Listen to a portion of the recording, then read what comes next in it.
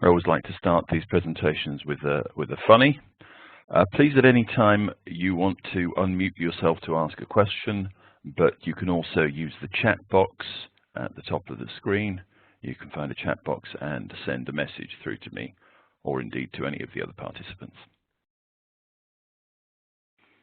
The other thing that will make decisions more difficult for you is a lack of well understood alternatives.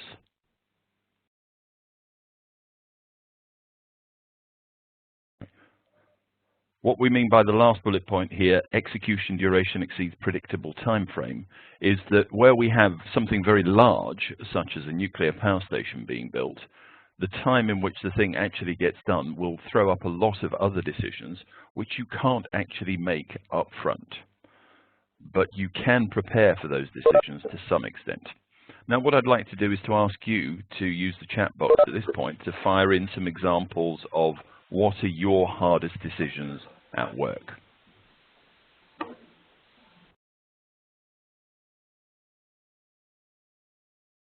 So I'll carry on with the presentation while you send me a chat message about what your hardest decisions are at work. And let me open by just a reminder. Forgive me for those of you who've not attended a KT class. This is part of the problem-solving and decision-making suite. And feel free to send me an email at the end if you want this information about the decision-making method, and I can by all means send you a book chapter on that. But for the moment, the question really is, do we really have a decision to make at this time, and is it sensible for us to be going into decision-making mode with our colleagues at this time, when we should instead be finding the cause of the problem we're facing before we start making decisions about it? Indeed, discussing priorities. It may be that the decision under discussion right now is not a priority for anybody, and we really do not need to be spending time on it. And then the third possibility is that we should be looking at risks of our current project before we examine any kind of decision concerning it. So it's not always a given that when we think we're making decisions that we are, and it might be useful to do something else first. But given that you are in decision-making mode, a quick reminder of the steps here. We really always want to be balancing benefits and risks, and so we want, first of all, to understand what is the purpose, what are the goals, what are the objectives of the decision prior to evaluating alternatives, making sure we have a decent quality risk assessment before we lead up to making the final decision and pressing the go button on the implementation. And it's worthwhile using a formal process, as many of you will remember, where there is a choice of solution and where stakeholder support is vital. Where there really isn't a choice, I question whether you're wise to follow this method, and where you can simply make a decision and make it happen without wide stakeholder support, then it also may be questionable whether you need to go into a formal decision-making method. Let's have a look then at the meat of this presentation or WebEx by checking the extra steps we need in a complex situation. And there are 5 that we're going to discuss here today. The first of those is to identify the key stakeholders, obviously, and then go back to the situation appraisal.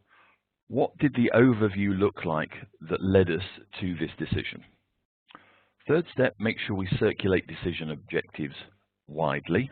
The fourth step, make sure we check and verify the weights of different goals or objectives with key stakeholders. And the fifth step, make sure that we separate that discussion about goals and objectives and start to use experts when we get to the point of evaluating different alternatives and identifying risks.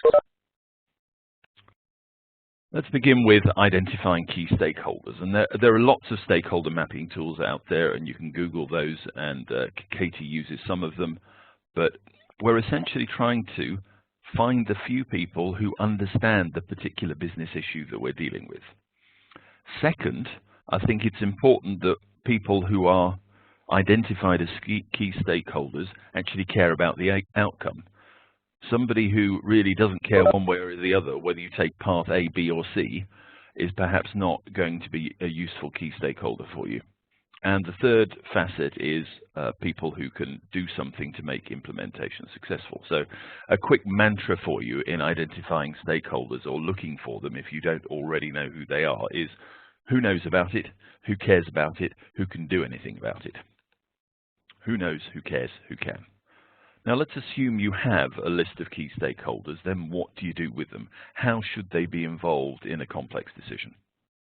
Well, the first thing to say is let's go back a step to the blue process situation appraisal and say SA must have preceded DA. Situation appraisal must have preceded decision analysis, because in order to get to any kind of decision, somebody has expressed some dissatisfaction with the status quo. Somebody has figured out that there might be a better way of doing things. Somebody has identified that there is a need or a cause that needs correcting.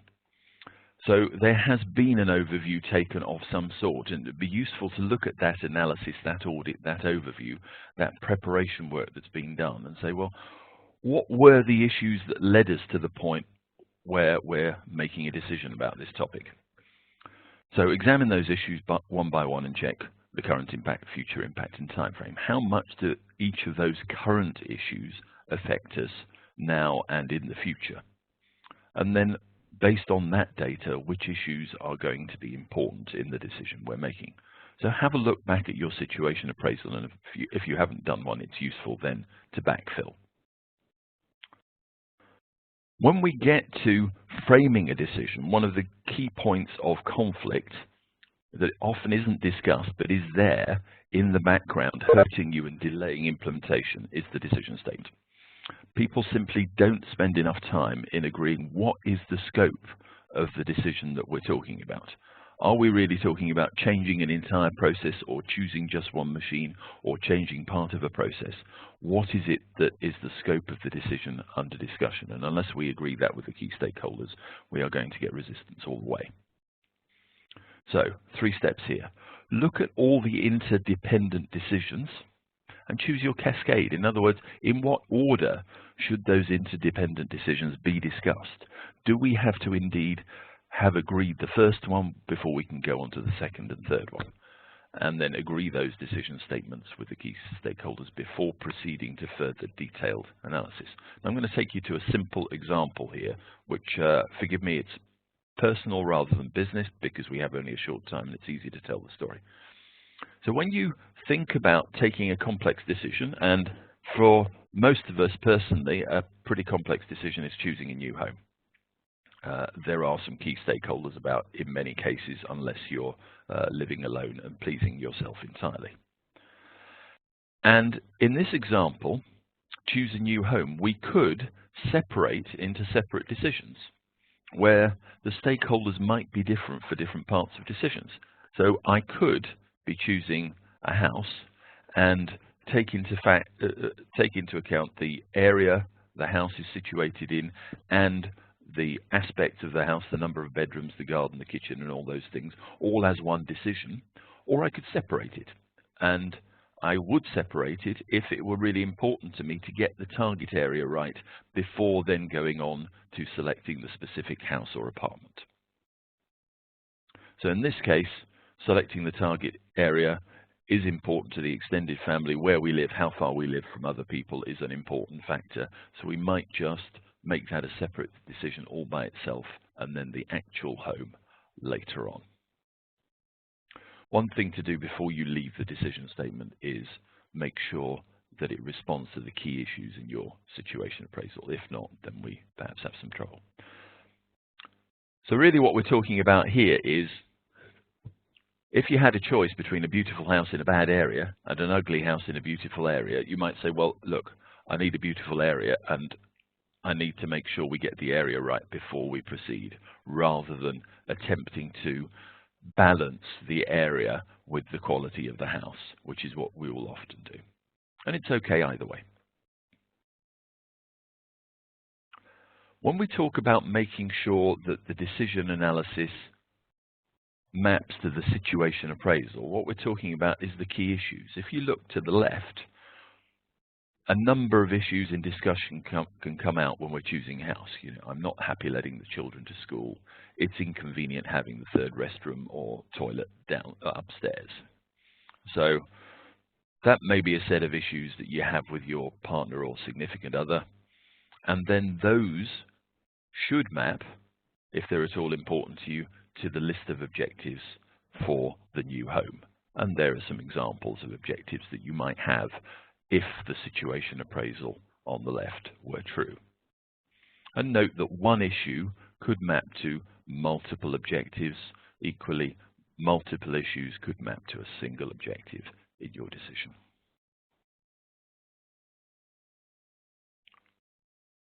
Moving swiftly on.